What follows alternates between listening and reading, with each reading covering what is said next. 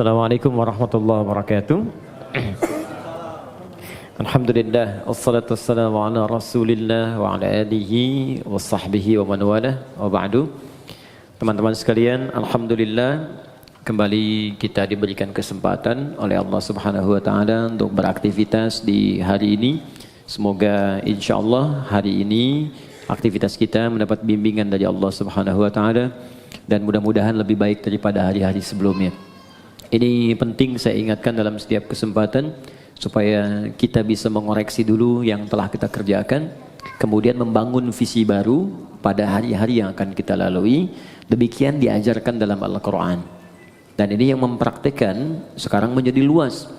Bahkan banyak non-muslim yang mengambil manfaat dari ayat-ayat ini, kemudian dijadikan sebagai peta-peta kehidupan. Itu ayatnya sering kita hafalkan, bahkan dibaca dalam setiap kesempatan sholat. Namun tidak sedikit kemudian yang menurunkan itu menjadi detil bimbingan kurikulum dalam aktivitas hidup. Allah pernah menyampaikan di surah Al-Insyirah itu, فَإِذَا فَرَغْتَ فَانْصَبْ وَإِلَى رَبِّكَ فَرَغَ فَإِذَا فَرَغْتَ فَانْصَبْ. Jika engkau telah menuntaskan aktivitas di hari itu, maka kemudian siapkan untuk yang besok. Kalau Nabi biasanya malam-malam tuh beliau evaluasi dulu. Istighfar, mengevaluasi kekurangan diri di rumah tangga, apa yang kurang, bergaul dengan tetangga apa yang harus diperbaiki, bergaul dengan banyak orang apa yang harus dilengkapi. Dari situ kemudian beliau istighfar sampai 100 kali, 70-100 kali. Padahal sifat beliau itu maksum, dijaga dari salah. Hanya apa yang dikerjakan Nabi, kata Allah, sesungguhnya itu bukan sekedar untuk pribadinya beliau, tapi lebih banyak ditunjukkan kepada umatnya. Kalau Nabi kan dijaga dari berbuat salah, kalau kita tidak ada penjagaan. Karena itu diajarkan oleh Nabi setiap akan istirahat di malam hari, coba banyak mengoreksi diri.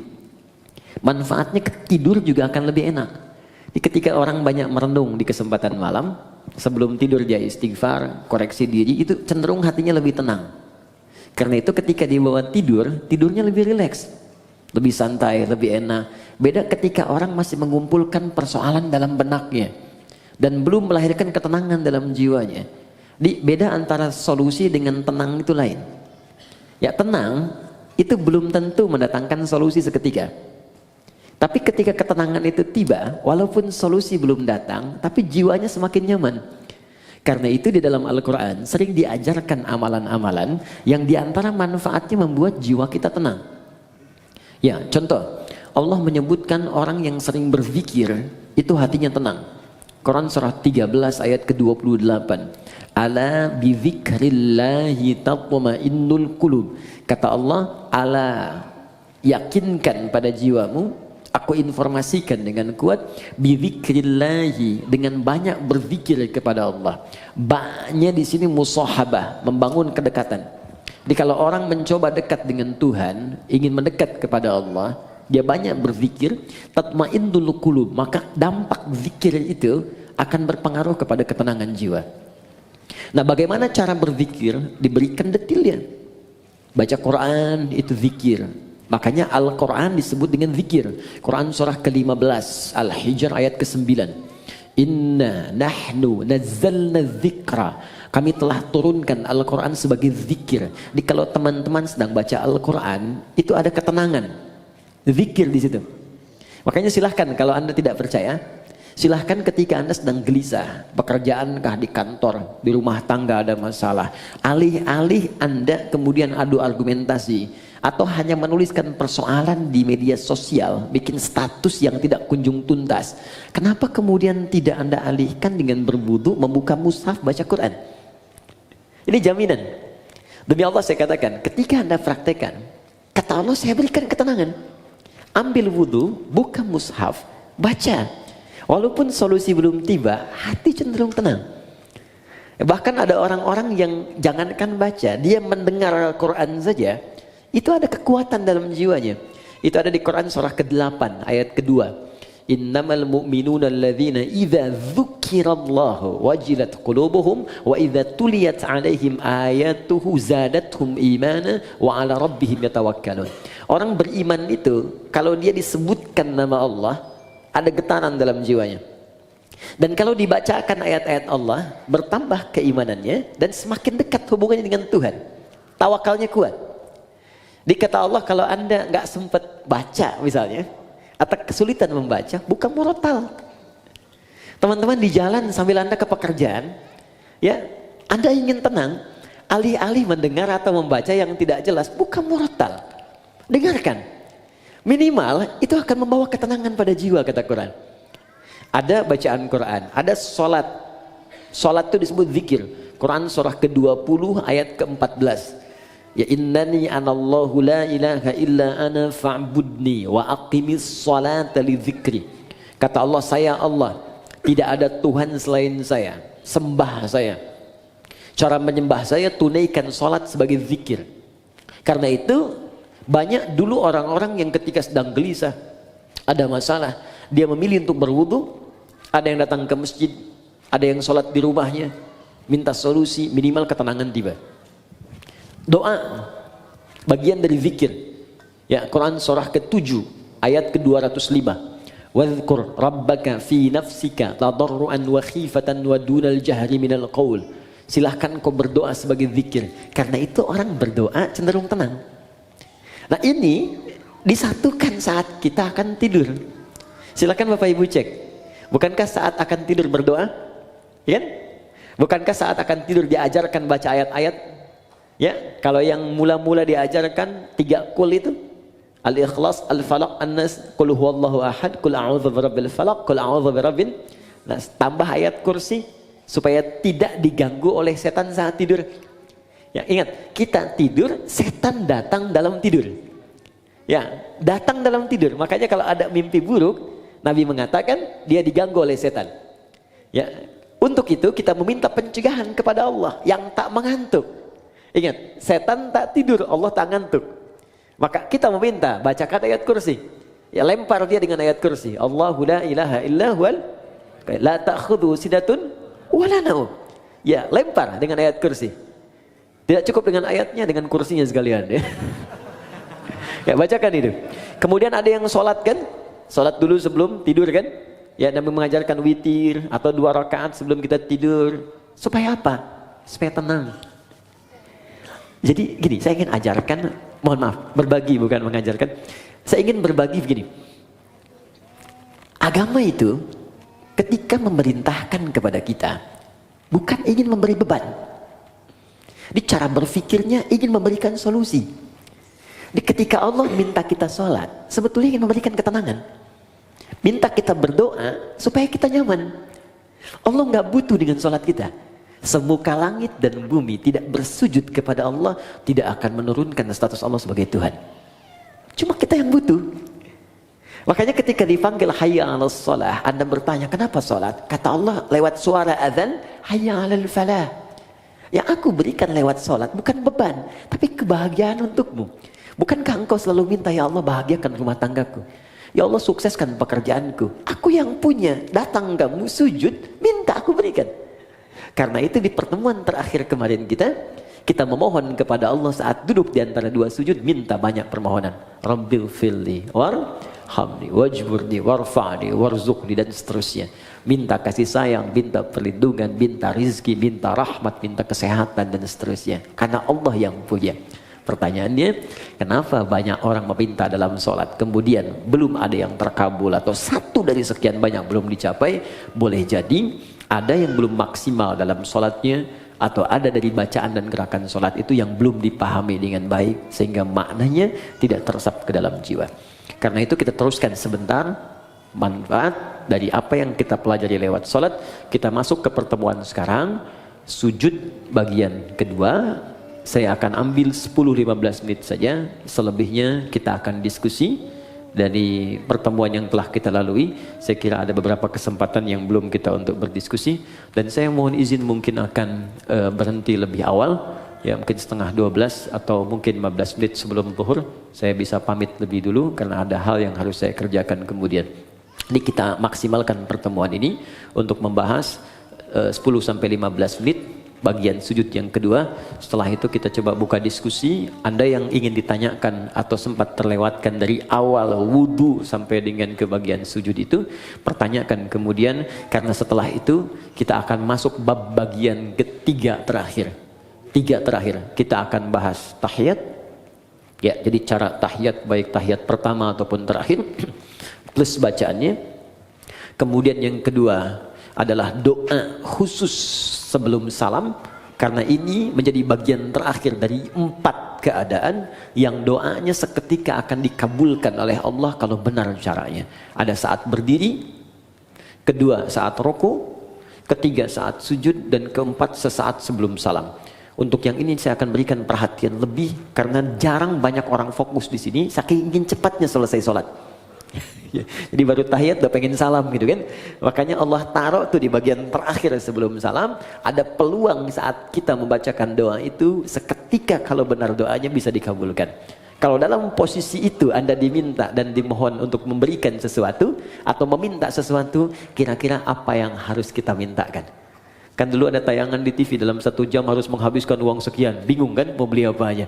Sekarang dalam sekian menit, sekian detik Anda harus meminta, dan kalau diberikan itu akan dikabulkan. Kalau Anda minta kan berpeluang dikabulkan. Anda mau minta apa? Nanti akan diajarkan oleh Nabi beberapa kalimat yang kalau Anda bacakan itu akan diberikan semua yang terbaik dunia, alam kubur, dan akhirat. 3 dimensi kehidupan. Karena nanti ada yang cuma minta dunia saja. Quran surah kedua ayat 200, wa minan nasi may yaqulu rabbana atina fid dunya. Terus bukan jangan harang, itu yang ayat 201. Wa minan nasi may yaqulu rabbana atina fid dunya wa ma lahu fil akhirati min khalaq. Ada dari sekian manusia yang orientasi hidupnya cuma minta dunia saja. Yang penting dunia sukses. Dia nggak berpikir akhirat. Akhirat gimana nantilah. Alam kubur nanti aja. Pokoknya dunia saya pengen raih dulu nih. Dia yang paling hebat, popularitas harus paling tinggi, kedudukan paling hebat, harta paling banyak. Itu aja. Gak ada yang lain. Tapi ada yang hebat di ayat 201-nya. Wa minhum may yaqulu rabbana atina fid dunya hasanah wa fil akhirati hasanah wa qina adzabannar. Dia merasa saya akan pulang. Saya akan wafat. Saya nggak akan selamanya di dunia. Dan saya sudah diperlihatkan orang-orang yang wafat di hadapan saya. Bahkan saya yang memandikan, saya yang menyolatkan, saya yang mentalkinkan. Dan saya yakin besok lusa, saya yang wafat. Dan saya punya keyakinan besok ada kehidupan setelah saya wafat. Karena itu saya siapkan amalan-amalan yang hasilnya saya akan nikmati kemudian hari. Maka orang ini punya visi untuk akhiratnya, bukan hanya sekedar untuk dunianya. Maka dia siapkan, saya pengen dunia nikmat dan akhirat nikmat. Ini rumus dalam Al-Quran. Ketika Anda mengejar akhirat, maka dunia akan ikut di belakangnya. Gak akan rugi. Karena akhirat itu, dunia pasti nempel. Tapi kalau Anda ikut dunia, akhirat belum tentu mengikutinya. Contoh begini, zakat itu kan akhirat kan? Zakat akhirat ya, bukan dunia. Awas. Tapi bagaimana Anda bisa berzakat kalau nggak ada dunianya? Oke, Anda mau zakat 25 juta. Zakat itu kan 2,5%. Berarti Anda harus punya berapa? 1 miliar kan? 1 miliar untuk berzakat 25 juta. Karena itu orang-orang dulu mengejar kekayaan itu bukan untuk nyari dunia, tapi supaya bisa zakat. Abdurrahman bin Auf mengejar kekayaan sampai paling kaya nomor 1, kapaknya terbuat dari emas. Apa motivasinya? Supaya saya bisa zakat, supaya saya sedekah, supaya saya infak. Ya. Jadi motivasinya ke situ. Begitu dikejar untuk zakat, infak, sedekah, dunia ikut. Coba, yang dapat 1 miliar padahal yang keluar cuma 25 juta. 975 jutanya silahkan nikmati dunia Anda. Tuh. Jadi orang yang mengejar akhirat, dunianya pasti ikut. Tapi orang kalau ngejar dunia saja, akhirat belum tentu. Anda kesini mau taklim, dunia ikut kan? Makanan di luar banyak tuh. Dunia tuh. Kue banyak. Saya kalau taklim tuh taklim, tukang somai, tukang ini, tukang ini. Dunia ikut semua. Tapi kalau sengaja beli somai, belum tentu dapat taklim. Sederhana ya? Woi, sekarang plus Templar lagi. Oke, jadi visi mengejar akhirat itu tidak harus kemudian meninggalkan dunia, karena otomatis Ibnu Qayyim al-Jauziyah beliau berkata, perlakukan dunia seperti bayangan. Bayangan. Kalau dikejar itu, gak akan pernah ketangkap. Ayo bikin perlombaan musyawarah ngejar bayangan, tangkap gitu. Silakan akan ketemu. Tendangan tanpa bayangan, bayangannya aja nggak bisa diikutin. Ya? Baik, silakan. Maka kata Ibnu Qayyim Al-Jauziyah, cara menangkap bayangan jangan dikejar. Berbalutlah Anda, berjalanlah, maka dia akan mengikuti. Maka dunia seperti bayangan yang ketika Anda tinggalkan bergalit, dia akan mengikuti Anda dalam kehidupan. Jelas sampai sini? Baik, ayatnya nanti bisa kita kumpulkan teman-teman. Sekarang saya sempurnakan dulu, setelah itu kita bisa berdiskusi pada hal-hal yang mungkin ini kita dialogkan insya-Allah. Oke. Sujud yang pertama, kita diminta oleh Allah kemudian untuk merendahkan diri kita, menyempurnakan penghambaan kita kepada Allah Subhanahu wa taala. Tidak ada penyembahan yang sempurna, ketaatan yang paling dalam, penghambaan yang paling luar biasa tajam kecuali saat manusia bisa menundukkan kepalanya menyentuh ke dalam lantai yang ia pijak. Jadi ketika seseorang sudah mulai bersujud, itu pertanda dia sudah merendahkan diri yang paling dalam. Dulu orang-orang di zaman dulu ada Persia, ada Romawi, bahkan ditiru kemudian oleh kerajaan-kerajaan di Nusantara di masa-masa lalu sebelum datang Islam.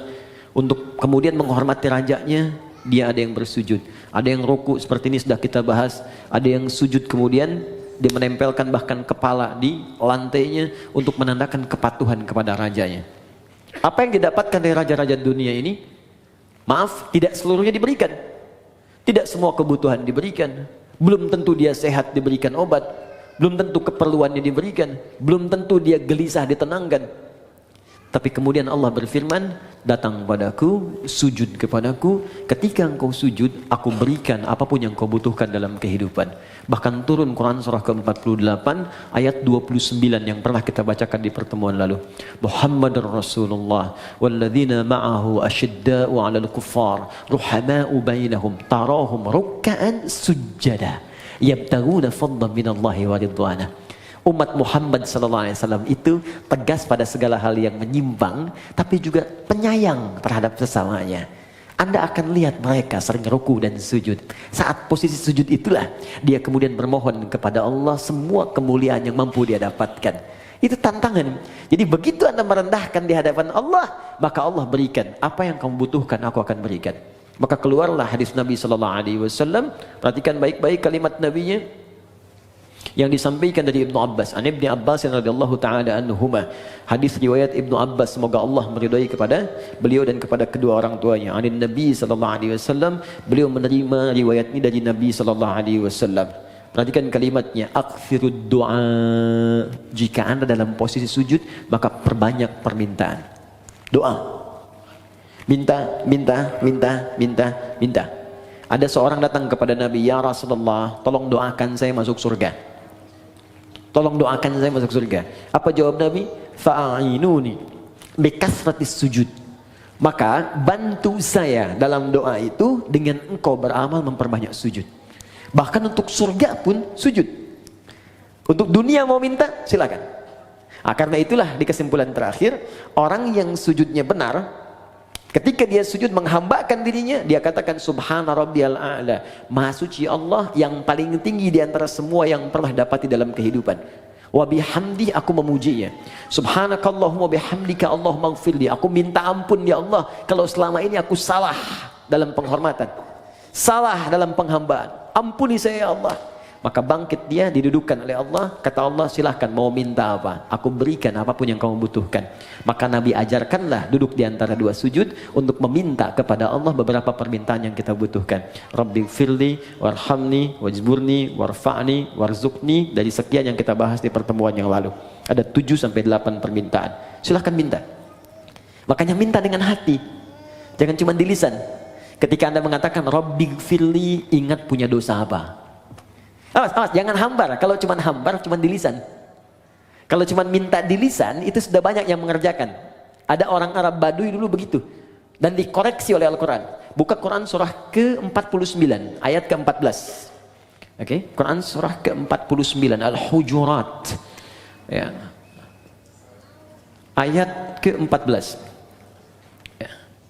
Jadi ada orang yang sering berucap di lisannya, tapi tidak diikuti dengan hatinya. Jadi nggak ada kekhusyuan, nggak ada kenikmatan dalam jiwanya, nggak meresap permintaannya. Qalatil a'rabu amanna. Ada orang Arab Badui berkata kami beriman.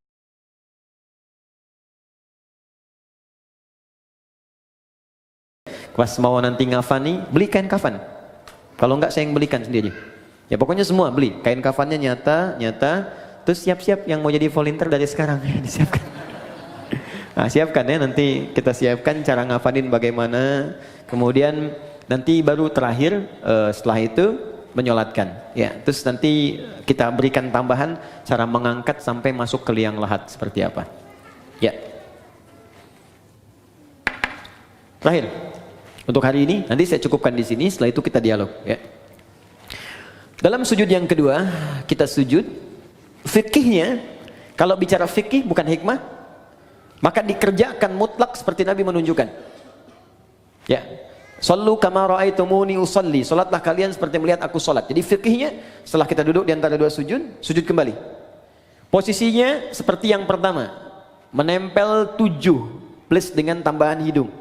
Ya, 1 kening, kemudian 2 telapak tangan, 2 tambah 1 3, kemudian 2 lutut, 3 tambah 2 5, kemudian jemari di 2 kaki, tambah 2 7 plus dengan hidung. Ya, kalau kita benar sujudnya, maka otomatis hidung kita pun akan menempel. Ini kalau tempat sujudnya bersih.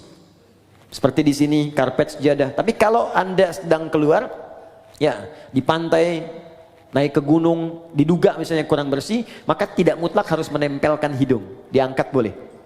Jelas ya?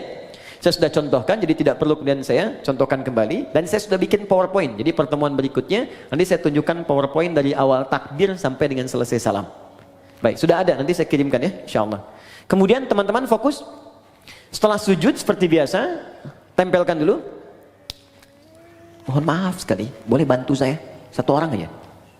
Siapa aja boleh. Mas Andrian, mohon izin. Di sini, karena kita ada kamera tersambung, sini aja. Kiblatnya ke sana, sana ke MU.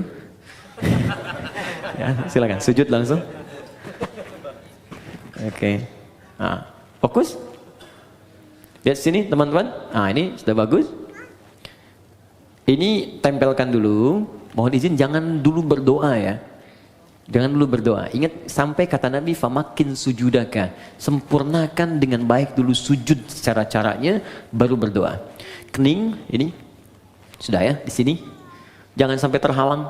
Ingat pakai peci itu untuk menutup rambut. Jadi kalau kira-kira rambutnya pendek atau tidak ada rambut sama sekali, tak pakai peci pun gak ada masalah. Jelas ya? Baik. Kemudian ini di telapak tangan 2. Ini agak dibuka ya.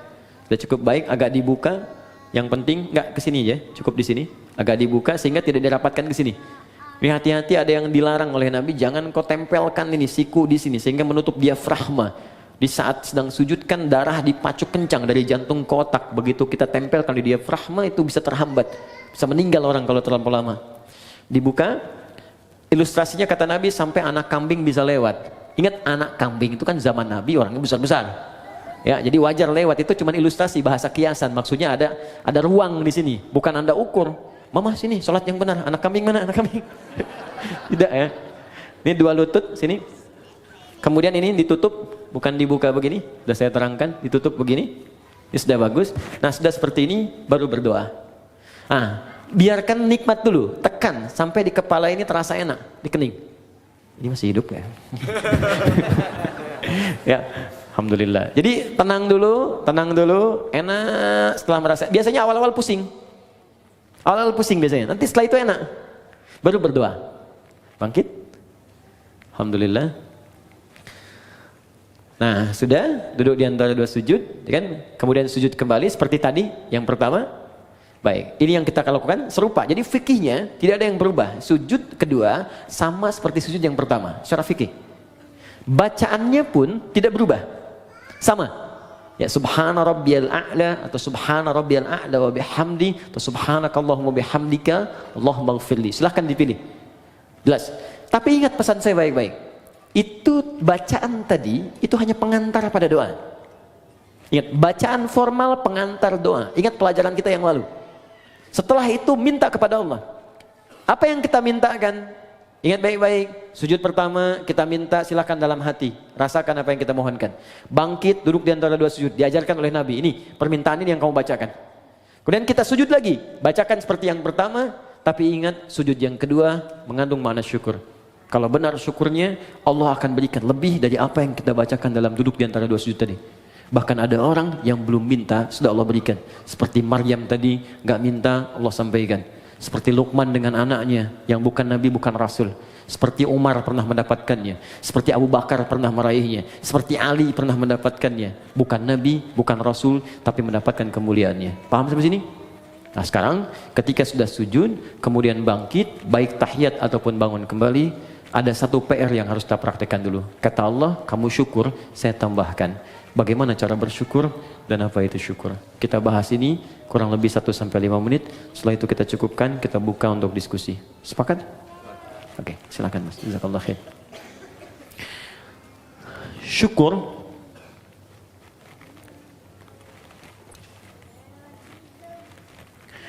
artinya usaha untuk mengungkapkan, upaya untuk mengungkapkan rasa terima kasih,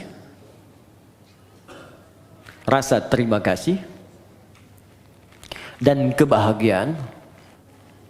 Upaya untuk mengungkapkan rasa terima kasih dan kebahagiaan atas nikmat yang diperoleh, upaya untuk mengungkapkan rasa terima kasih atau kebahagiaan atas nikmat yang diperoleh. Perhatikan bagian ini rahasianya. Perhatikan bagian ini.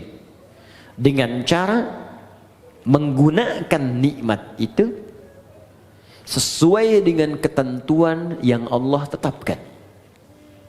Dengan cara menggunakan nikmat itu sesuai dengan ketentuan yang telah Allah tetapkan. Awas, bagian terakhir ini sangat penting. Ini yang paling penting. Contoh. Yuk, masih ingat teman-teman? Dalam duduk di antara dua sujud apa yang kita ucapkan pertama kali? Rabbil firli. Ya Allah, ampuni aku. Orang yang sudah diampuni oleh Allah, maka cirinya organ tubuhnya akan dijaga oleh Allah dari perbuatan maksiat. Lalu kita bersyukur. Sujud, ya Allah terima kasih. Engkau ampuni dosaku.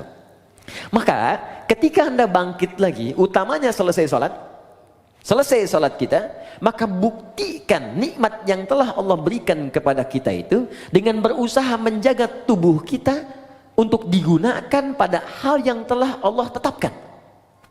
Contoh, kata Allah, mata itu hanya boleh melihat yang ini, yang baik-baik, yang tak baik palingkan. Turun Quran surah ke-24 ayat 30 untuk laki-laki, 31 untuk perempuan. Qul lil mu'minina yaghuddu min absarihim. Katakan pada pria-pria yang punya iman. Masih ingat tadi di awal? Iman bersanding dengan salat. Alladzina yu'minuna bil ghaib wa yuqimunas shalah. Iman bersanding dengan salat. Katakan pada pria-pria yang punya iman. Katakan pada pria-pria yang telah salat. Ayat 31-nya wa qul lil mu'minat. Katakan pada perempuan-perempuan yang punya iman. Katakan pada perempuan-perempuan yang telah salat. Yaghuddu min absarihim, yaghuddna min absarihinna. Pandangannya, matanya gunakan untuk melihat yang baik saja. Jika yang ditatap itu tak baik, maka palingkan. Disebut dengan ghaddul basar. Maka jika Anda ingin mensyukuri nikmat ampunan Allah, maka gunakanlah kemudian tubuh kita untuk digunakan pada semua ketentuan yang telah Allah tetapkan. Mata, apa ketentuan mata? Telinga, apa ketentuan telinga? Lisan, apa ketentuan lisan? Sampai ke ujung kaki. Jelas? Di ketika Anda ingin mendapatkan ampunan Allah, kata Allah, saya ampuni. Baik, buktikan, jaga ampunan itu. Di bukan Allah sudah bersihkan, Anda pakai maksiat lagi. Habis sholat, bicarain orang lagi. Yang dibicarakan kadang-kadang imamnya juga. Sialan tuh imam. Harusnya makmum dia benar. Baca kepanjangan. Maghrib baca Yasin. Bisa. Baru salam gitu kan. Tuh. Banyaknya di tarawih kan. Waladhdallin amin. Yasin. Malam pertama lagi. Allahu Akbar. Saya pernah tuh, itu baru hari pertama saya jadi santri, begitu masuk pesantren di Garut, imamnya pas angkatan terakhir, di kelas paling akhir, kelas 6. Dia baca, madnya paling tinggi, paling panjang, yang 6 harokat. Bismillahirrahmanirrahim. 6 harokat.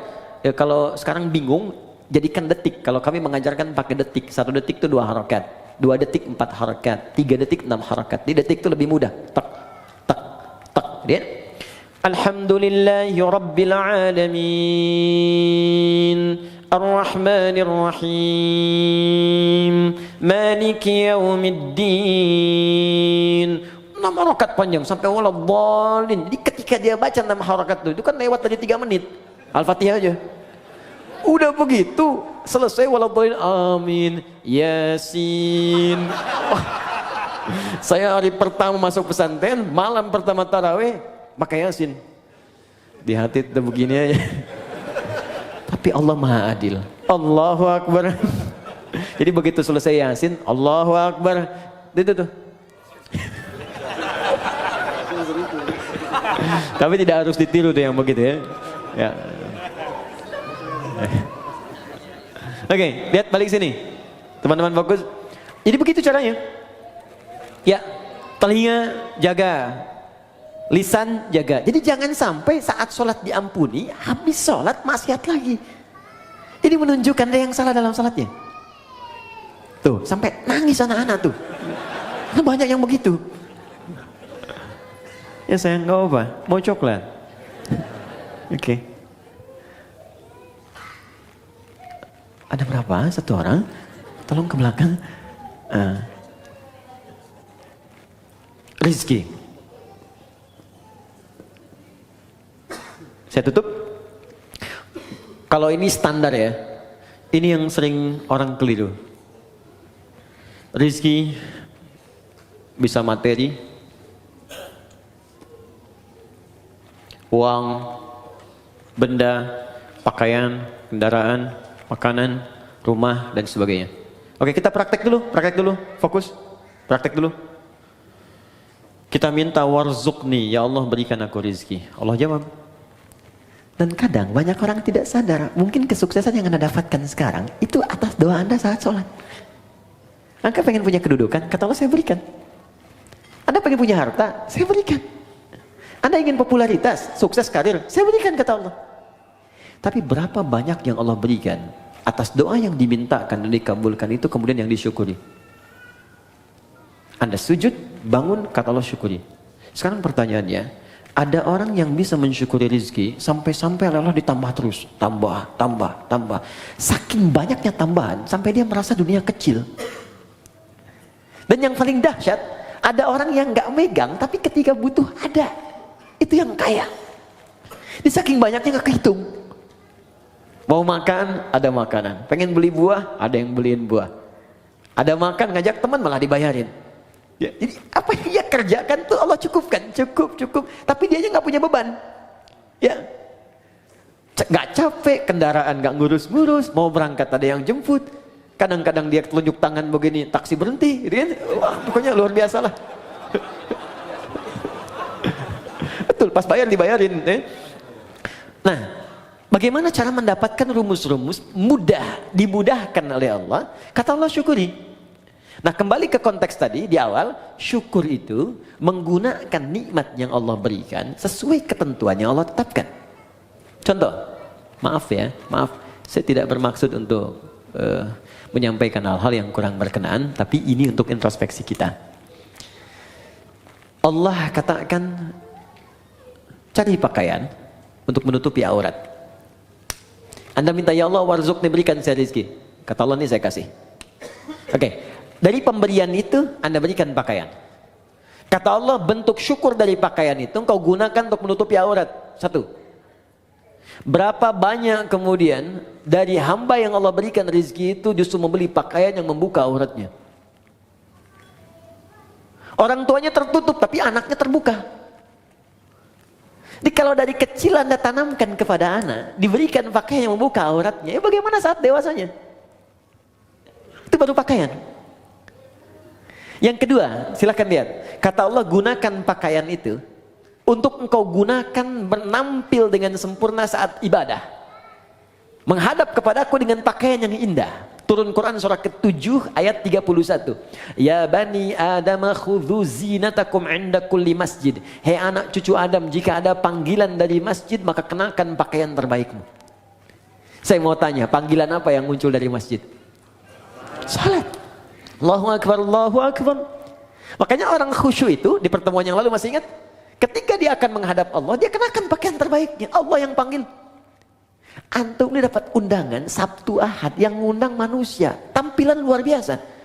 Ada yang pesan dulu, jasnya dibikin dulu, sepatunya juga bikin dulu, mereknya ditampilkan dulu, hanya untuk penuhi undangan manusia yang belum tentu memenuhi kebutuhan kita, yang belum tentu memberikan solusi pada persoalan kita. Diundang makan cuma sekali, nambah nggak bisa, ya. Solusi belum tentu hilang. Untuk menghadapi manusia saja, tampilan kita luar biasa. Kata Allah, kenapa ketika aku undang tampilan kau biasa-biasa saja? Kan kurang adil, Bu, Pak, teman-teman. Yang paling unik yang dipakai di olahraga, itu pula yang dipakai dalam sholatnya. Ada yang dipakai kemudian rekreasi, itu pula yang dipakai dalam sholatnya. Apakah salah? Tidak, sah menurut hukum. Tapi untuk bentuk syukur yang sempurna, itu belum paripurna. Jelas sampai sini? Baik. Saya kasih rumus begini. Ini rahasia. Tapi saya coba dan hasilnya luar biasa. Baik, fokus baik-baik ya. Jadi begini. Kalau kita dapat rezeki, sekali lagi ini rahasia. Kalau kita dapat rezeki berupa materi, rumus cepatnya pakai dulu untuk ibadah. Pakai untuk ibadah dulu. Sehingga pertama hisab kita akan ringan di hadapan Allah. Ya. Saya biasanya kadang Allah titipkan kasih pakaian lewat si fulan yang kirim kain, kirim pakaian. Tak pernah saya terima pertama kali kecuali saya coba pakai ibadah dulu. Even itu orang cuma pakai kasih kaos. Pakai sholat sunnah, pakai baca Quran, pakai sholat dulu. Maka apa yang terjadi? Karena semua benda yang akan kita kenakan itu akan bersaksi di hadapan Allah di hari kemudian. Ya, termasuk anggota tubuh. Al-yauma nakhtimu ala afwahim wa tukallimuna aydihim wa tashhadu arjuluhum. Jadi mulut dikunci, tangan kaki bersaksi, termasuk benda-benda yang kita pijak kita kenakan.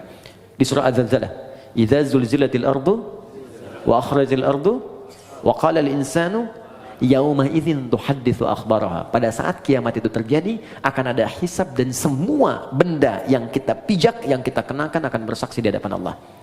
Bayangkan, teman-teman, ketika baju itu tiba-tiba berkata kepada Allah, ya Allah, saya bersaksi, saya pernah dikenakan oleh si fulan ini untuk sholat kepadamu.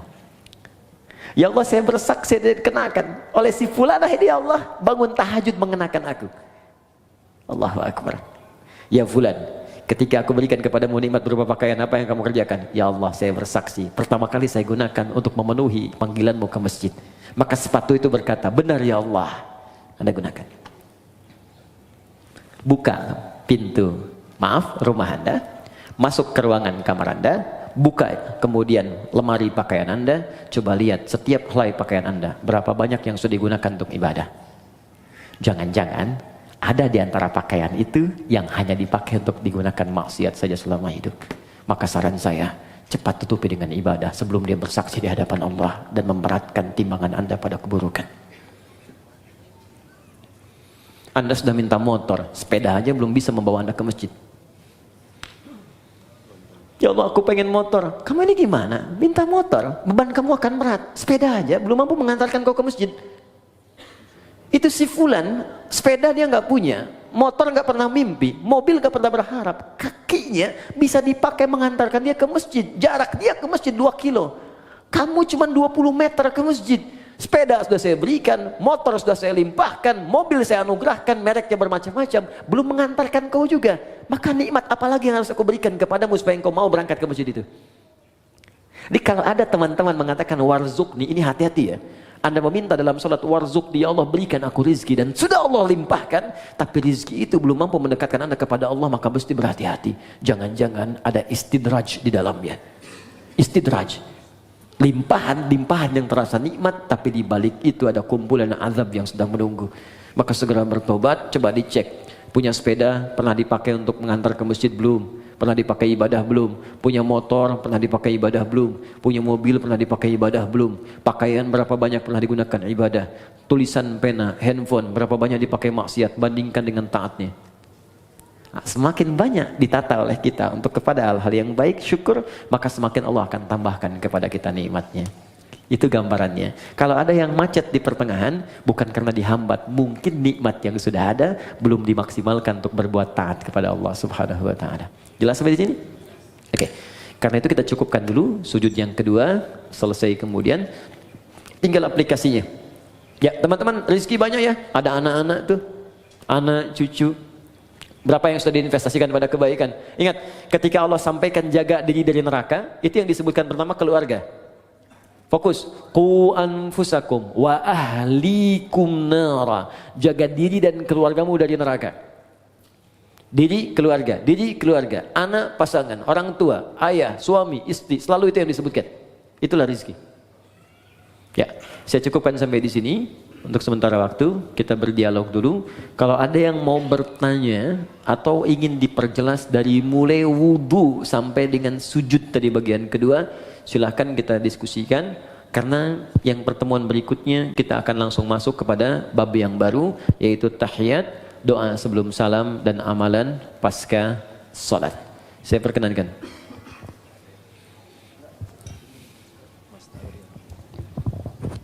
Ya, bismillahirrahmanirrahim, jazakallahu khair, Ustadz Adi Hidayat. Baik teman-teman, masih ada waktu kurang lebih sekitar 30-an menit. Kita gunakan semaksimal mungkin untuk tanya jawab. Mungkin yang pertama saya persilakan kepada saudara yang di sini. Ya, yang di sini dulu ya, sebentar ya. Nanti kalau ada yang sekiranya punya permasalahan pribadi, kurang nyaman untuk angkat tangan, boleh untuk lampirkan dalam secari kertas, nanti dibacakan. Silakan Ustaz. Assalamualaikum.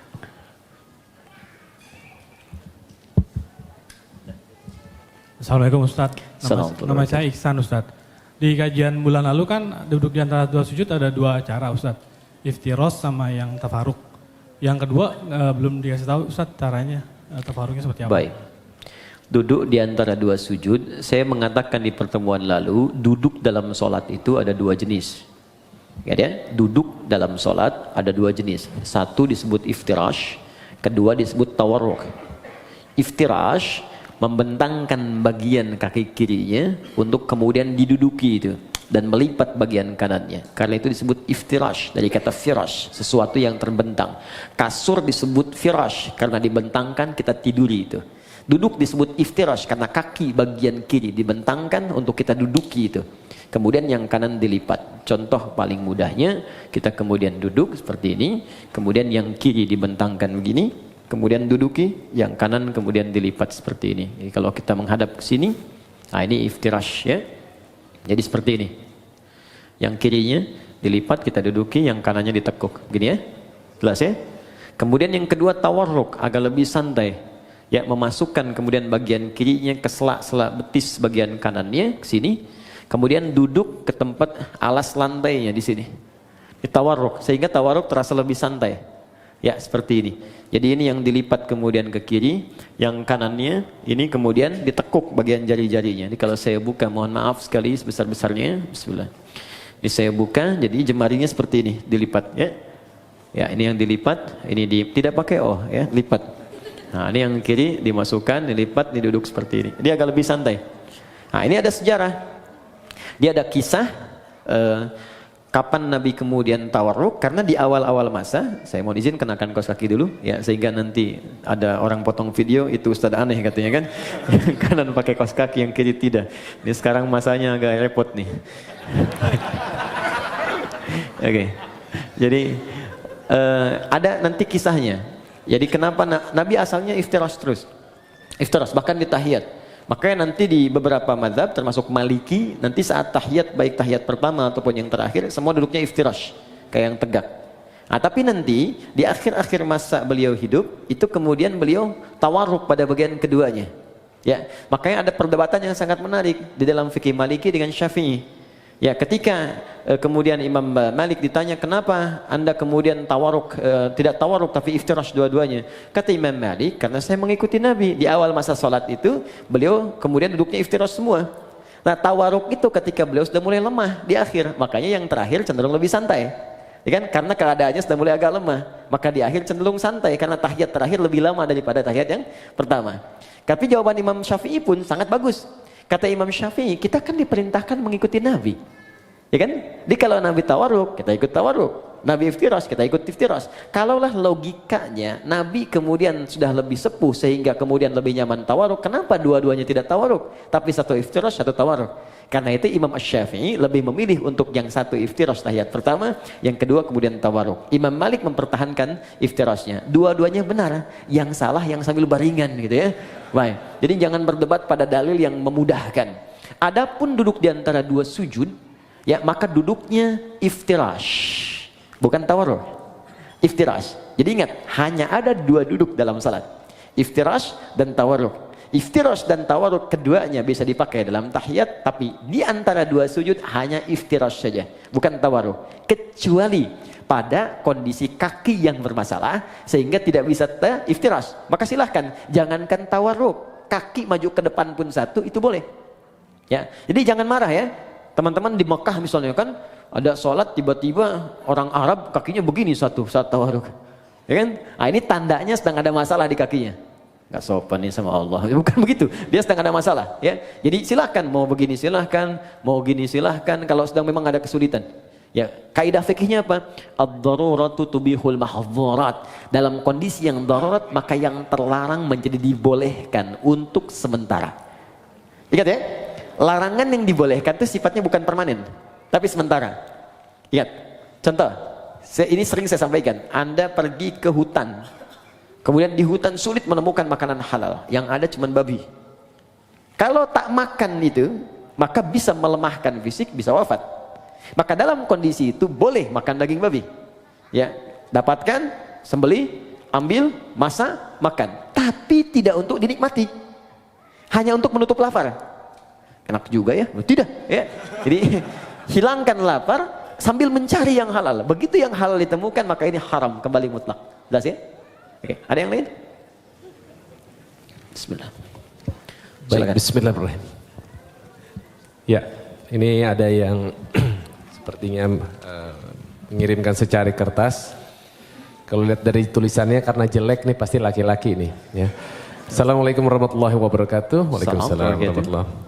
Bagaimana hukumnya ketika suami saat bermasalah dengan istri sudah talak 1 langsung talak 3. Lalu suami dan istri menyesal dan ingin rujuk. Baik. 1 langsung talak 3. Iya. Ada lagi yang saking marahnya nggak talak 1 lagi. Saya talak 3 sekalian gitu kan.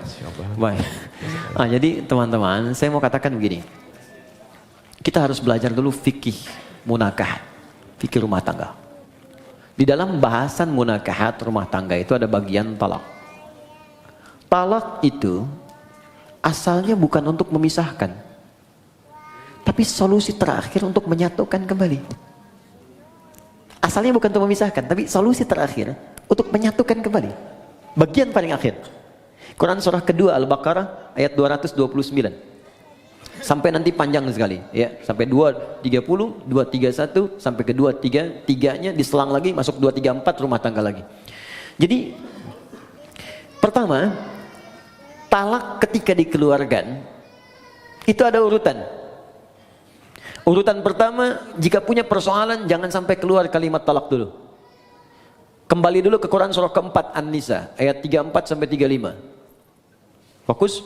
Ar-rijalu qawwamuna 'alan nisa, paling kiri sebelah atas. Ar-rijalu qawwamuna 'alan nisa bima faddalallahu ba'dahum 'ala ba'din wa bima anfaqu min amwalihim fas-salihatu qanitatun hafizatun lil ghaibi bima hafizallah wallati takhafuna nushuzahunna. Perhatikan. Laki-laki pemimpin di rumah tangganya bagi istrinya. Hati-hati karena Allah berikan bekal kepadanya untuk memimpin. Di antaranya bekal mencari nafkah, bekal melindungi, bekal menyayangi, ada di situ. Jangan tertukar. Sedangkan istri yang solihah, kata Allah cirinya 2, yang paling pokok. 1, menaati Allah dengan menaati suaminya ketika dia meminta pada yang baik. 2, menjaga nama baik keluarga terlebih suami, khususnya ketika tidak sedang bersamanya. Maka jika terjadi hal, awas hati-hati, yang bisa berpotensi memecah belah kehidupan rumah tangga, menyebabkan perselisihan, maka saya berikan urutan-urutan kepada Allah. 1, fa'idhuhunna, komunikasikan dengan baik. Di situ diartikan nasihati. Sebetulnya wa'adha itu bukan sekedar memberikan nasihat, tapi cara komunikasi yang baik. Karena nasihat pun kalau disampaikan dengan cara komunikasi yang tidak baik, jadi keterimanya akan beda. Kamu ini akan nggak bisa mengerti. Itu kan sebenarnya mudah sekali. Ya, memang gampang disampaikan, cuma nyakitin gitu. Ya, jadi kalaupun Anda ingin memberikan nasihat, kata Allah, saling menasihati, maka lakukan dengan komunikasi yang baik, yang bagus di situ. Ya, kalau nggak ketemu, wahjuruhunna fil madajia. Coba saling merenung dulu. Pisahkan dulu tempat tidurnya. Merenungkan dulu. Kenapa saya menikah dulu? Apa visi yang dibawa saat akan menikah dulu? Apa harapan-harapan yang dibangun? Kenapa Allah saya pertemukan dengan si fulan? Kenapa dengan si fulan? Renungkan sampai di situ. Belum ketemu juga, maka cari orang ketiga yang bisa menjembatani. Terutama keluarga. Makanya saya sering katakan pada yang belum menikah, kalau cari wali, cari orang yang paling dekat hubungannya, yang paling mengerti kita. Makanya kenapa harus ayah? Karena nanti dari 3 tanggung jawab ayah, itu 2 diberikan pada suami yang telah akad selesai, yang 1 tetap jadi tanggung jawab orang tua, khususnya ayah. Yang 2 itu apa? 1 pemberian nafkah. Di begitu saya terima nikahnya, ya si fulana binti fulan sekian dibayar tunai, itu kewajiban memberi nafkah pindah kepada suaminya. Kedua, pemberian kasih sayang dan perhatian, perawatan. Ya, perawatan yang merawat, kemudian menyayangi. Makanya nanti ada ayat-ayat, jangan sakiti pasanganmu, bapaknya tak pernah melukainya, ibunya tak pernah membentaknya, ayahnya tak pernah memukulnya. Masa kamu yang dipercaya bukan pada laki-laki lain kemudian harus menyakitinya?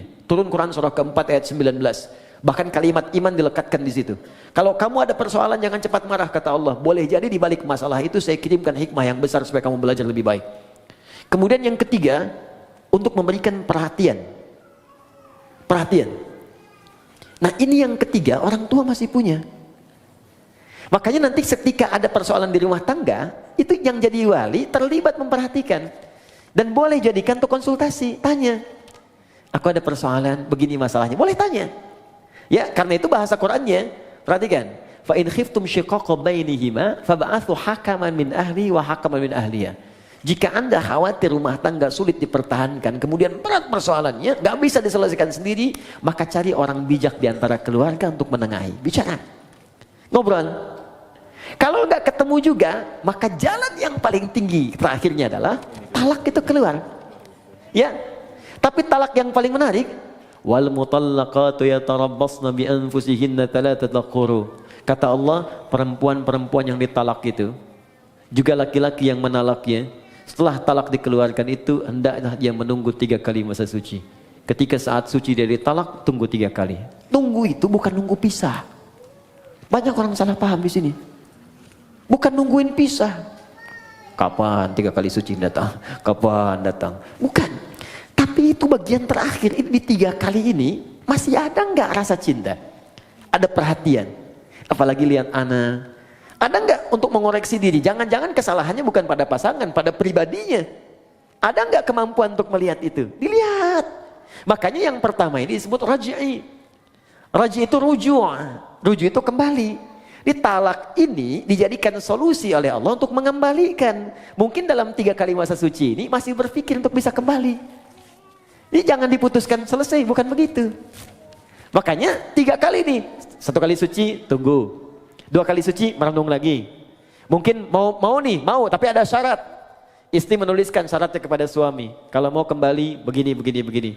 Suami juga begini. Dudukan, ngobrol dengan keluarga. Kalau ketemu, kadang-kadang di pertengahan, ada yang sudah kangen lagi. Ada yang ingat lagi. Tiba-tiba malamnya sama-sama lagi. Padahal belum 3 kali suci. Sekali suci udah bareng-bareng lagi. Maka itu nggak perlu akad lagi. Sudah otomatis nyambung lagi.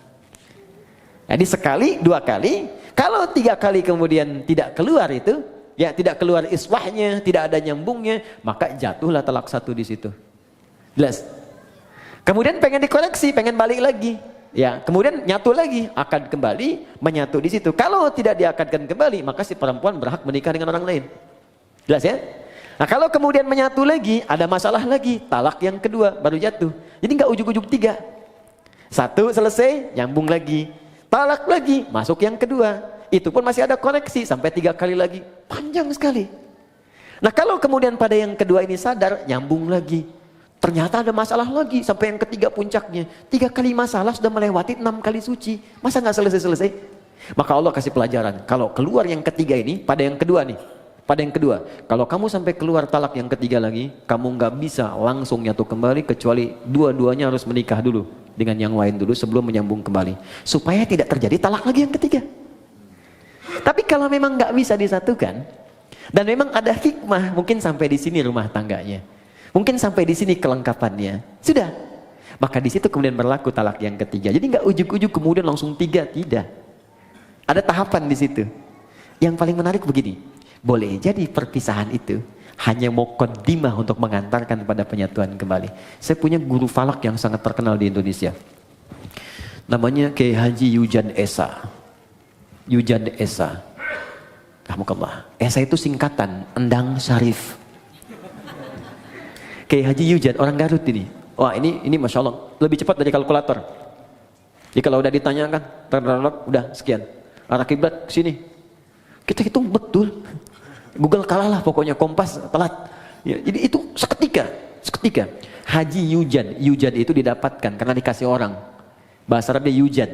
Wajada yajidu Yujan. Dikasih orang, Haji Yujan. Haji saya dikasih sama Allah lewat orang itu. Maka disebutkan Haji Yujan. Hajinya dikasih orang. Saya nggak perlu bangga dengan semua itu karena ini pemberian Allah. Esa Endang Syarif. Maka dikenal dengan kayak Haji Yujan Esa. Baik.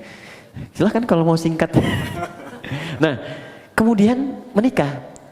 Sempat pisah. Tahu Anda apa yang terjadi? Sampai kemudian beliau menikah lagi. Istrinya yang pisah ini menikah lagi. Di akhir masa hidupnya, dalam keadaan sepuh, istri yang ini meninggal. Suami yang itu meninggal. Dan menyatu kembali yang tadi. Di masa tuanya. Menyatu kembali. Jadi kita tidak tahu rahasia apa yang Allah tetapkan di kemudian hari. Yang bisa kita jalani adalah apa yang terjadi di rumah tangga, ikuti ketentuan yang ditetapkan oleh Allah. Itu pasti solusi. Kalau punya masalah, duduk bicara, komunikasi yang enak. Terus perannya dilihat, Anda laki-laki, ini perempuan. Kalau perempuan kata Allah, datang kepada laki-laki. Laki-laki itu pemimpin. Masih ingat kata-kata saya? Ciri khas pemimpin itu apa? Ya, ciri khas pemimpin tidak mau dipimpin. Dia hanya menerima masukan, tidak menerima saran. Ya, jadi kalau masuk kepada pemimpin, masuknya harus dengan cara yang tidak langsung. Biasanya kalau tidak tanpa mukadimah, papa sih begini-begini, balik lagi tuh. Tapi kalau kita masuk dengan cara yang lembut, Ma, saya mohon maaf kalau selama ini banyak salah, emang. Ya, nggak apa-apa, terima aja dulu, nggak apa-apa. Iya, tapi mungkin Allah kirimkan papa untuk menyempurnakan apa yang kurang pada diri saya. Capek, nggak apa-apa. Ya memang hidup kita harus capek Pak. Ya tidak ada yang tidak capek. Kalau tidak capek mungkin kita sudah kembali kepada Allah. Saya bukan apa-apa, saya hanya takut ketika Allah tanya di kemudian hari, kenapa engkau tidak jaga pasanganmu dengan baik? Silakan Pak, kalau ada yang salah bisa dikoreksi. Saya siap, saya hanya khawatir sebelum pulang kepada Allah membawa beban yang tidak bisa saya selesaikan di dunia. Hari pertama diam, tapi malam dia akan berpikir. Tengah malam mungkin menangis. Besok-besok tiba-tiba datang kepada Anda. Ternyata saya yang punya salah mah. Tuh kan, bener kan saya bilang kemarin. Tapi itu bisa terjadi. Ya, sholat, dalam sujud minta, ya Allah sentuh hatinya ya Allah, berikan kebaikan pada jiwanya ya Allah berikan kemuliaan, engkau pasangkan dia kepadaku bukan pada yang lain ya Allah, maka mohon ya Allah ringankan hisabku di hari kiamat. Itu lebih mudah. Jelas ya? Dan itu insya Allah akan indah. Bu, ada satu ya teman-teman akhwat. Ini kisah nyata di masa lalu. Ini mungkin awet untuk rumah tangga. Jadi setiap suaminya mau tugas di masa lalu, dia selalu berdandan rapi dandan. Terus diantar sampai ke depan pintunya, sampai dilihat bayangannya hilang. Ya, dia cium tangannya, suami cium kemudian keningnya, dia berangkat sampai katakan dan selalu dibisikkan di telinganya, Pak sayang, kami mendoakanmu, insya Allah sukses pekerjaan. Tolong jangan cari yang haram. Karena kami satu detik pun tidak akan kuat di neraka. Kami sanggup menahan lapar seharian, tapi tak akan sanggup bisa berada di neraka walau sedetik. Dibisikkan di telinganya, jalan. Setiap pulang, dandan lagi yang rapi. Udah dandan, udah rapi, dan menariknya bawa sapu. Sapu. Bukan mau nyapu. Begitu suami datang, cium tangannya, duduk, makanan disiapkan lagi. Masya Allah, kalau bahasa kita, ayah sudah pulang, semoga Allah berikan segala kebaikan, kemuliaan, menghilangkan rasa penat. Aku mohon maaf, hanya ini yang terbaik yang aku bisa berikan. Kalau ada yang kurang-kurang kau marah, kau pukul pun silahkan, aku rela. Diberikan sapunya. Dan tidak pernah dalam hidupnya terjadi pertengkaran yang luar biasa. Masya Allah. Bisa seperti itu. Suami mau berangkat, kan? Siapkan, dandan, kirimin SMS, kan? Sayang, insya Allah lancar ya hari ini aktivitas. Yakinkan pada dirimu aku bersamamu dalam suka dan duka. Wah. Dijawab sama suami, kamu kenapa sehat? Oke. Itu terakhir. Assalamualaikum, saya ingin bertanya, jika mendapatkan rizki, sebaiknya dipakai umrah ibadah dahulu atau lebih diutamakan untuk kebutuhan terlebih dahulu? Karena takut kedepannya tidak cukup untuk memenuhi biaya hidup. Oke, teman-teman begini, jangan dipisahkan semua ibadah. Ya, memenuhi kebutuhan rumah tangga dan ibadah aspek yang lain secara ritual itu Allah sudah atur dengan sedemikian rupa. Contoh, Anda bekerja, dapat rezeki berupa harta benda tertentu dengan jumlah tertentu. Apa yang pertama kali harus dilakukan dengan harta ini? Turun Quran surah keempat ayat 34. Paling kiri sebelah atas. Infakkan lu untuk keluarga. Jadi pertama keluarga. Jelas?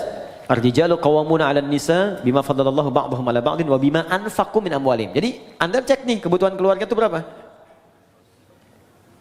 Dalam sebulan cek berapa. Dapat 80 juta, kebutuhan 40 juta dari keluarga. Masih ada lebih kan? Makanya kelebihan ini sudah Allah ukur. Allah tetapkan nisab namanya. Jadi ada nisab di situ. Setiap ada 85 gram emas dengan nominal sekian, emas itu akan terus naik kan? Sesuai dengan masanya. Masa Nabi mungkin kurang dari 1 juta, naik lagi. Sekarang 1 gram udah 700 ribu. Ya kan?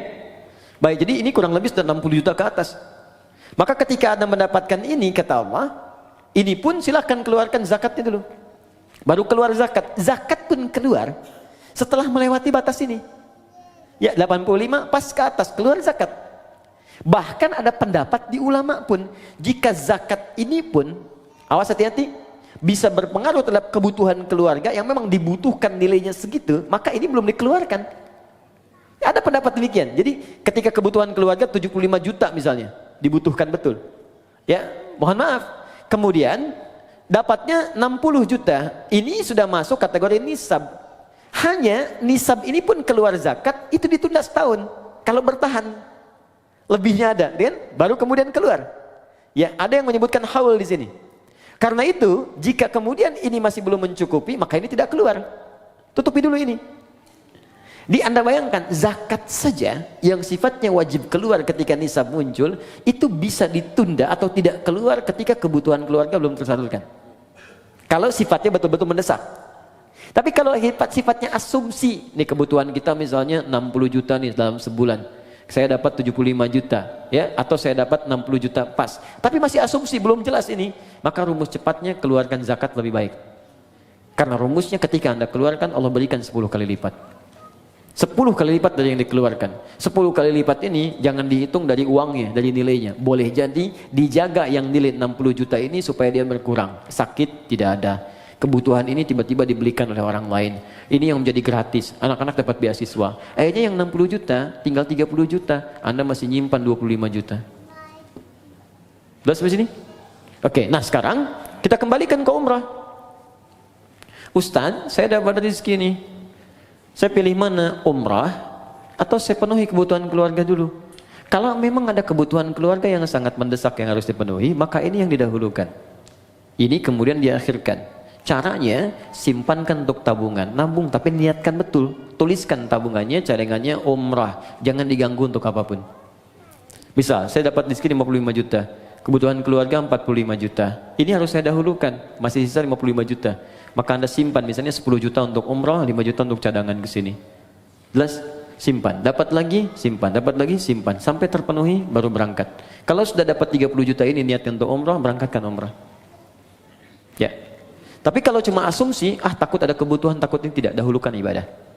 Dahulukan. Untuk haji, kalau sudah ada untuk haji, berangkat haji. Nanti begitu Anda pulang, Allah akan kirimkan rezeki yang baru, yang bisa memenuhi apa yang Anda butuhkan. Insya Allah. Jelas? Ada baik. lagi? Ada Ustaz, masih. Baik. Saya angkat tangan. Sebentar dulu ya, kasihan Pak ya, yang baik, ibu-ibu nih ya. Wah ini menarik nih. Untuk perempuan ya, pakaian yang terbaik untuk sholat di rumah itu seperti apa Ustadz? Quran apakah surah harus ke-7? Baik. Harus berpakaian terbaik atau kita boleh pakai pakaian yang sedang kita kenakan, misalnya daster kemudian ditutupin oleh mukena? Ya, bukan kita, mungkin Anda ya. Ini saya nggak pakai. Oh iya, daster. Anda bukan saya. Kok kita? Kena gue ya. Biasa, it's happening sometimes. Oke. Quran surah ke-7 ayat 31, lihat di ujung ayatnya ya. Dari ayat 26 sebetulnya, 26, 27, 28, 29 sampai ke 31-nya. Di ayat yang terakhir dilarang untuk israf, berlebihan. Ya, wala tusrifu innallaha la yuhibbul musrifin. Kalau Anda tarik ke 26, 27 terutamanya, kemudian 28, 29 sampai ke ayat tadi yang saya sampaikan berhubungan dengan masjid. Pertama Allah katakan khudzu zinatakum 'inda kulli masjid. Ketika ada panggilan dari masjid, kenakan pakaian terindahmu. Indah. Indah itu ukurannya pasti sudah kita pahami lah. Ya, ada ukuran moral di situ, ukuran etika. Ya, ibu kondangan pakai daster gitu, indah tidak? Gitu kan? Misal ya. Tapi kalau kita tutup dengan yang lain, tutup ya dan nampak indah, nampak rapi, itu nggak apa-apa, nggak jadi masalah. Yang penting ada penutup dengan baik, rapi, tampil baik. Misal tadi tutup mukena kan, tutup mukena, mukenanya rapi, mukena baik, nggak ada masalah. Silakan saja. Sama aja Anda dengan pakai daster, tutup lagi misalnya pakai abaya, pakai macam-macam, berangkat kemudian ke kondangan dan seterusnya. Sepanjang yang bagian dalamnya tertutupi dengan baik. Ya, jadi tutup tampilan luarnya yang rapi, yang bagus. Tapi ada yang sangat menarik. Walibasut taqwa dzalika khair. Dan pakaian ketakwaan itu esensi yang paling bagus. Itu yang terbaik. Apa itu takwa? Takwa itu satu, bebas maksiat. Ya, bebas maksiat, sehingga diartikan meninggalkan semua yang dilarang. Jangan sampai Anda sholat membawa pakaian haram. Hasil menipu, hasil korupsi, hasil riba. Makanya ada hadis yang sangat panjang di hadis Muslim, ketika seorang meminta, memohon kepada Allah dan terdengar oleh Nabi. Ya. Thumma dzakara rajula yutilu safara ash'atha aghbara. Kemudian Nabi mengisahkan seorang lelaki yang menempuh perjalanan panjang. Doa orang yang sedang safar cepat dikabulkan. Yamudu yadayhi ila sama, mengangkat tangannya ke langit.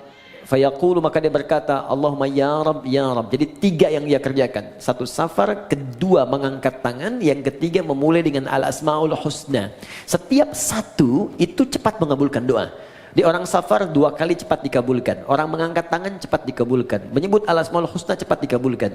Jadi harusnya 6 kali orang ini lebih cepat dikabulkan dari doa orang biasa. Tapi apa kata Nabi? Anna yustajabu lidzalik. Bagaimana doanya bisa dikabulkan? Mustahil. Ada orang yang ketika berdoa, Allah bukan gak mau ngabulkan. Jadi balik lagi mental kayak gini nih. Nih, ini ada gelas kan? Bejana kan? Oke, kalau ini nggak ada sekatnya, saya mau masukkan apa aja bisa. Tapi kalau disekat begini, apa yang mau masuk? Gula nggak masuk, garam nggak masuk, spidol nggak masuk. Balik mental. Bukan Allah nggak ngasih, mental. Apa yang menutupi sehingga mental jawaban dari Allah itu?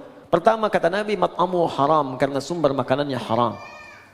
Mashrabu haram, karena minumannya haram. Malbasu haram, karena pakaiannya haram. Wa ghudhiya biharamin, dan perangkat hidupnya haram. Anna yustajabu lidzalik, bagaimana itu bisa dijawab doanya? Karena itu pakaian terbaik bukan persoalan masalah jenisnya. Ya, bukan pada modelnya. Tetap dia menutup aurat dengan baik, tapi pada yang pertama esensinya, apakah halal atau haramnya. Jadi indah itu bisa relatif. Indah relatif, walaupun jelek itu mutlak. Ya. Makanya ukurannya jelas itu kan. Baik, cari, tapi pertama jauhkan dari nilai hal-hal yang mengundang maksiat yang haram. Kedua, Takwa itu berarti kedekatan yang sangat dengan Allah. Biasanya kalau teman-teman dekat dengan seseorang dan dapat undangan, bukankah akan mengenakan pakaian yang paling baik? Sekarang Anda ingin dekat dengan Allah, maka ketika ingin dekat dengan Allah, cari yang paling bagus, yang paling baik. Maka semakin tinggi kedekatan itu, semakin ada rasa dalam hati. Pasti Anda akan memilih yang paling bagus. Pasti itu, karena ada rasa dalam jiwa. Itu sudah otomatis. Nah, karena itu tidak dilarang ketika Anda menutupi dengan mukena, tampil menutup aurat, tapi jika Anda mampu mengerjakan nilai takwa tadi, walibasut taqwa dzalika khair. Pakaian takwa dengan dua model tadi itu yang paling bagus. Kalau Anda bisa kenakan ini, maka Allah akan turunkan jawaban di Quran yang sangat indah sekali di surah At-Talaq. Ya, surah At-Talaq ayat kedua sampai ketiga, di akhir ayat kedua, di awal ayat ketiga. Wa may yattaqillaha yaj'al lahu makhraja wa yarzuqhu min haitsu la yahtasib. Quran surah 65 akhir ayat kedua sampai awal ayat ketiga. Kata Allah, siapa yang mampu meningkatkan takwanya kepada Allah, maka aku akan ringankan persoalan hidupnya. Bukan gak punya masalah, setiap ada masalah Allah ringankan. Dia mengalami masalah itu, cuman ringan. Awas ya, Ustadz pun bukan gak punya masalah. Banyak. Ini masalah antum semua nih, pertanyaan. Ya, tapi ya kasih ringan gitu. Dan tidak harus jadi Ustadz. Dekati Allah, Allah pemilik semua solusi. Dan nanti ketika Anda mengalami persoalan itu, Allah ringankan. Bukan gak dapat masalah, diringankan sehingga ringan tuh. Enak. Oke, saya kira itu. Ya, Allah Ta'ala alam. Cukup? Ya, baik. Ya. Oke, yang angkat tangan tadi ya. Ini penutup ya. Ya, Assalamualaikum warahmatullahi wabarakatuh. Assalamualaikum. Nama saya Bob Andinata. Saya ingin bertanya tentang khusyuk. Khusyuk, oke. Ini salah satu yang sulit ya. Saya pribadi kerjakan dalam sholat. Ya. Kebetulan saya profesinya dokter bedah. Jadi banyak masalah-masalah pasien yang saya pikirkan dan itu terbawa dalam sholat, ya. Nah, sehingga dalam sholat sulit sekali sampai mungkin lupa rakaat, gitu. Ya. Nah, seandainya begitu mungkin ada kiat-kiat apa yang Ustadz bisa berikan, bagaimana saya bisa khusyuk dalam sholat. Mungkin tadi ceramah Ustadz juga bahwa kita harus memahami bacaan, memahami, tapi saya sudah mencoba untuk menghafal apa segala, tapi mungkin sulit bagi saya untuk menghafal bacaan-bacaan Al-Quran tersebut. Yang kedua, jika saya lupa ini rakaat, itu bagaimana? Ya, sujud sahwi ya Ustadz ya.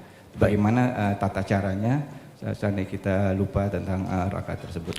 Dan yang terakhir mengenai pertanyaan yang terakhir tadi mengenai pakaian yang didapat yang haram, ya itu seandainya saya mendapatkan sesuatu yang haram, apa yang harus saya kerjakan? Apakah saya harus buang pakaian tersebut? Apakah saya harus berikan apa gimana? Begitu. Ya. Terima kasih. Waalaikumsalam warahmatullahi wabarakatuh.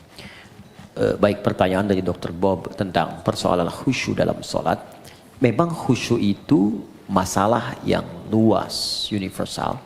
Tidak tersekat ke dalam profesi dokter bedah saja. Tukang kredit ketika sholat bisa ingat kreditnya. Yang mau arisan bisa ingat tuh, ya ini giliran siapa menangnya. Semua. Karena itu di hadis Nabi menyebutkan umum. Ada dua penyebab orang tidak khusyuk. Pertama, faktor setan.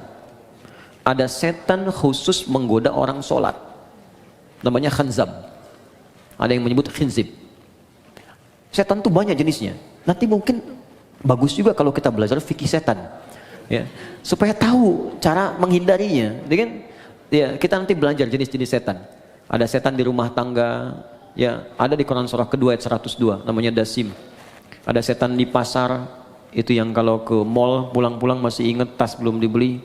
Ada banyak. Ya, ada setan di tempat-tempat musik, ada banyak macam-macam. Ya, nah ini kembali ke setan yang goda orang sholat. Nanti saya sampai ke jawabannya. Jadi Nabi mengatakan dalam salah satu hadisnya, Bima ma'na idza kabbara, kalau seorang sudah mulai takbir, kemudian faqala syaitanu, maka setan sudah mulai berbisik di benaknya, udzkur kada, ingat ini, ingat itu. Itu ke semua. Kalau kita belum takbir, itu biasa Pak. Gak akan ingat tentang bedah, tentang pasien, tentang macam-macam.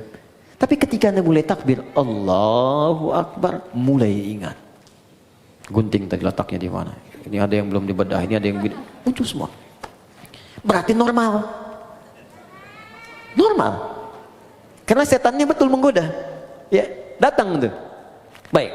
Hatta la yash'ural musalli kam raka'atan yusalli. Sampai-sampai ada orang salat yang tidak ingat berapa rakaat sedang ia kerjakan itu. Berarti benar kan hadis Nabi-nya? Dan kita semua umumnya hampir mengalami itu. Maka apa solusinya?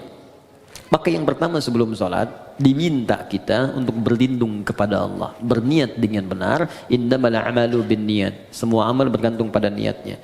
Maka kalau kita khawatir waswas, fasta'iz billah. Minta perlindungan kepada Allah dari godaan setan. Boleh ta'awudz. A'udzubillahi minasyaitonir rajim. Ada yang baca An-Nas, ya, qul a'udzu birabbin nas, minta kepada Allah perlindungan. Itu boleh dilakukan. Ini bagian pertama. Dan ulama di sini nggak ada persoalan memohon kepada Allah perlindungan sebelum sholat, karena sholat dibuka dengan takbir secara bacaan, kemudian ditanamkan dengan niat. Yang kedua, ini yang paling penting, Quran surah ke 2 Al-Baqarah ayat 45 sampai 46. Sebelum sholat dibuat persiapan yang matang untuk sholat. Ya, kata Allah di ayat 46-nya, alladzina yadhunnuna annahum mulaqu rabbihim wa annahum ilaihi raji'un. Di ayat 45, khusyuk itu enggak mudah. Wa innaha lakabiratun. Salat itu enggak mudah illa 'alal khasyin, kecuali bagi orang khusyuk. Siapa orang khusyuk ini? Ternyata khusyuk dimulai sebelum salat. Bukan saat sedang salat. Jadi ada tahapan khusyuk dimulai sebelum salat. Apa persiapannya? Tadi, yadhunnuna annahum mulaqu rabbihim. Satu, orang khusyuk itu orang yang merasakan dalam jiwanya akan menghadap kepada Allah. Karena itu ketika akan menghadap kepada Allah, kata Allah, kenakan pakaian yang bagus. Kamu dapat undangan dari orang lain, pakaian bagus. Dapat undangan dari sang pencipta, kenapa pakaian biasa-biasa? Makanya pakaian itu cenderung juga mengondisikan kita untuk bisa nyaman dalam sholat. Silahkan cek, pakai kaos oblong, ya, dengan pakai baju koko, sama-sama sah menutup aurat. Tapi rasanya lain kan? Ya kan? Oke, kemudian yang paling menarik, di ujungnya, wa annahum ilaihi raji'un. Tenang sebentar. Kalau Anda mendengar kalimat raji'un, raji'un, raji'un, apa yang terbayang? Inna lillahi wa inna ilaihi raji'un. Nah, dalam sholat itu ketika akan sholat, kalau ingin khusyuk kata Allah, rasakan mungkin ini sholat terakhir yang Anda kerjakan dalam hidup. Mungkin wafat dalam sujud. Apa yang Anda pikirkan membedah orang kalau Anda wafat sekarang? Apa yang Anda pikirkan tentang gunting, tentang segalanya, tentang selang, tentang infus? Kalau Anda wafat sekarang, apa yang mau Anda kerjakan kata Allah? Percuma pikirkan semuanya. Maka Nabi sering katakan sebelum sholat, sallu sholatan muwadda'. Sholatlah engkau seakan-akan sholat ini jadi perpisahan dalam hidupmu. Ya, sholat, siapkan. Rasakan, mungkin ini sholat terakhir. Makanya panggilannya kan panggilan adzan. Adzan, an-nida, panggilan. Oke, saya ganti namanya. Andi, ada namanya di sini? Tidak ada. Baik, kalau tidak ada, oh ada. Baik. Kalau ada saya ganti dulu. Asep ada? Ada. Ah, pasti nggak ada. Suneo. Nggak ada kan? Ah, pasti nggak ada. Suneo dipanggil Allah. Apa artinya? Kita dipanggil tiap hari. Adi dipanggil Allah, Bob dipanggil Allah, Hasan panggil Allah, Andi panggil Allah. Allahu Akbar, dipanggil kan? Mungkin sholat itu panggilan terakhir dalam hidup kita. Kalau kita sudah merasa itu panggilan terakhir dalam hidup, boleh jadi di situ kita akan mulai merasakan kenikmatan untuk pasrah kepada Allah. Kalau wafat dalam sujud itu. 2. 3. Ada isyarat di Quran surah ke-29 ayat ke-45. Utslu ma uhiya ilaika minal kitab. Sebelum sholat baca dulu, pahami dulu, rasakan dulu semua makna bacaan dan gerakan dalam sholat. Wa aqimis shalah, baru tunaikan sholat dengan sempurna. Jadi ketika kita merasa akan wafat, kita merasakan baca Allahu Akbar, Allah Maha Besar, pikiran menerjemahkan. Hati merasa, ya Allah saya mengatakan kau Maha Besar, tapi dalam hidup saya selalu merasa besar dalam hidup. Pekerjaan saya katakan yang paling besar dalam hidup dan seterusnya. Itu perasaan akan terbawa. Sehingga membantu kita bisa lebih fokus dan nyaman dalam sholat. Jelas sampai di sini? untuk bagian yang pertama. Karena itu saya sarankan, jangan capek dulu untuk semua dikerjakan. Sepekan ini saya mau belajar takbir dulu, pahami dulu. Sepekan kemudian saya belajar untuk iftitah. Selanjutnya saya belajar Al-Fatihah sampai sempurna kita. Bahkan ada ulama yang mengatakan ingat sholat saja sudah bagian dari khusyuk. Wah ini 5 menit lagi adzan zuhur nih, sudah ingat tuh, itu bagian dari khusyuk. Oke, baik. Kemudian yang selanjutnya saya lompat ke bagian terakhir. Yang haram ketika hadir dalam jiwa kita atau kehidupan kita, bagaimana solusinya? Kalau dari pakaian dan sebagainya, ada sebagian yang ekstrem mengatakan buang, ada yang mengatakan bakar. Tapi kalau ada dari manfaat-manfaat bisa digunakan secara sosial, maka jumhur ulama lebih menyarankan arahkan kepada kepentingan sosial. Misal ada harta haram berupa uang misalnya kan didapatkan, kita tahu ini haram. Walaupun misalnya hukum setempat mengatakan boleh, tapi saya katakan ini haram nih secara agama. Maka Anda ingin bebaskan dari itu, maka kemana kan ini? Maka ulama jumhur mengatakan mayoritas berikan untuk kepentingan sosial, bikin jalan, bikin bangunan, bikin macam-macam yang sifatnya tidak konsumtif, ya bukan dimakan. Jadi jangan berikan pada anak yatim, jangan berikan pada fakir miskin, tidak. Untuk yang sosial sifatnya. Jadi kalau yang tadi misalnya mau diberikan pakaian pada dalam kepentingan sosial, jual berikan untuk kepentingan sosial atau dipakai pada hal-hal yang sifatnya secara sosial bisa digunakan, silahkan, tidak ada masalah untuk di situ. Saya kira itu yang bisa saya sampaikan, teman-teman. Tinggal 3 menit ke zuhur, izin menyampaikan beberapa hal. Pertama, saya tidak bosan mengatakan ini, tingkatkan ketakwaan kita kepada Allah, jauhi maksiat, belajar dengan baik. Belajar dengan guru-guru yang bisa meningkatkan iman kita, ya ilmu kita, tidak harus cukupkan kepada saya. Kalau ada yang benar dari saya silahkan terima, amalkan, itu petunjuk dari Allah. Kalau ada yang salah, itu mutlak kesalahan saya. Anda tinggalkan, maafkan saya, dan saya tidak sungkan untuk mengoreksi. Sehingga apa yang Anda dapatkan, kita semua bisa belajar dengan baik. Kemudian yang kedua, insya Allah, Anda boleh catat tanggalnya. Tanggal 18 Rabiul Akhir 1441 Hijrah, bertepatan dengan 15 Desember. Saya ulang ya. 15 Desember. Hari Ahad depan. Ya, depan 2019, tempatnya di Islamic Center di Koja, Jakarta Utara. Kita akan ada momen sangat besar. Ini hanya setahun sekali. Saya undang teman-teman dan alhamdulillah kalau Anda ada waktu, itu ada acara sehari bersama Al-Qur'an. Di situ akan hadir ahli Quran, kita undang se-Indonesia.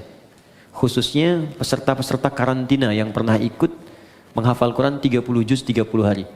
Nanti di situ ada orang yang hafal Quran 15 hari, 22 hari, 24 hari. Dan kami akan ajarkan di situ cara menghafal Quran di tempat tanpa batas 30 hari 30 juz. Biasanya karantina kita ajarkan metode yang bisa digunakan di rumah, ya di tempat-tempat khusus lain. Kita akan ajarkan di situ. Insya Allah akan hadir juga para ulama-ulama dari luar, dubes-dubes dari negara tetangga juga, negara sahabat, ada tokoh-tokoh yang lain, ahli Quran akan datang. Kemudian, ini yang menarik, nanti ada wisuda untuk para penghafal Quran, yang mereka pun akan memakaikan mahkota kepada kedua orang tuanya. Ya, dari anak kecil sampai nanti ada ibu yang hafal Quran 78 hari dari Jambi. Itu takut naik pesawat. Makanya pakai bis ke Lampung. Ternyata di Lampung yang daftar cuma 2 orang. Akhirnya ke Bekasi. Dan suaminya mengatakan kalau belum hafal jangan pulang dulu. Ya, sampai hafal selesai khusus untuk ibu itu nanti yang pakaikan mahkotanya suaminya insya Allah. Nah, dan nanti biasa ketemu dengan ahli-ahli Quran, keluarganya bagaimana. Ada anak kecil saya belum buka sampai sekarang. Saya nggak mau anak itu diekspos terlalu jauh sehingga kehilangan Qurannya. Ini anak bu, ini hebat bimbingan ibunya. Kita sekarang matangkan di Bekasi, dia ikut kelas dengan saya. Itu dia hafal Quran dengan nomornya, posisinya, temanya, ya sampai juga automatically Quran tak gitu, cepat sekali. Nanti saya tampilkan, saya kenalkan waktu tanggal 15 Desember nanti, jamnya dari jam 8 pagi sampai menjelang zuhur setengah 12. Jadi untuk sesi ta'limnya yang saya sampaikan jam 8 sampai kira jam 9 setengah 10, jam 10-nya masuk nanti sesi untuk ada takrim, wisuda, ada juga nanti ulama-ulama yang lain untuk hadir. Itu kemudian yang terakhir, saya mesti minta maaf karena ada penyesuaian jadwal untuk tahun depan. Sekali lagi saya mohon maaf sebesar-besarnya, tahun depan itu ada penyesuaian sehingga kesibukannya agak bertambah. Mungkin ini adalah pertemuan kita yang terakhir di tahun ini. Jadi saya mohon maaf sebesar-besarnya, kita bertemu lagi tahun depan. Ya. Tahun ini, tahun terakhir. Ya, cuma nanti kita sesuaikan. Ini kan terakhir kan, tahun ini. Ya kan? Bulan depan kan tahun baru kan? Baik, jadi nanti insya Allah tahun depan kita dudukan lagi. Mudah-mudahan waktunya kita bisa sesuaikan. Saya kira itu saja teman-teman. Kita doakan guru-guru kita, saudara-saudari kita, dan semoga semuanya mendapatkan hidayah Allah Subhanahu Wa Taala. Kita akhiri dengan doa kifaratul majlis. Saya sholat zuhur di sini nanti karena waktunya sudah tiba, dan mohon izin langsung pamit. Subhanakallahumma wa bihamdika asyhadu an la ilaha illa anta astaghfiruka wa atubu ilaik. Allahumma taqabbal minna innaka antas samiul alim wa tub alaina innaka antat tawwabur rahim. Rabbana atina fid dunya hasanah fil akhirati hasanah wa qina adzabannar wa akhiru da'wana alhamdulillahi rabbil alamin. Assalamualaikum warahmatullahi wabarakatuh.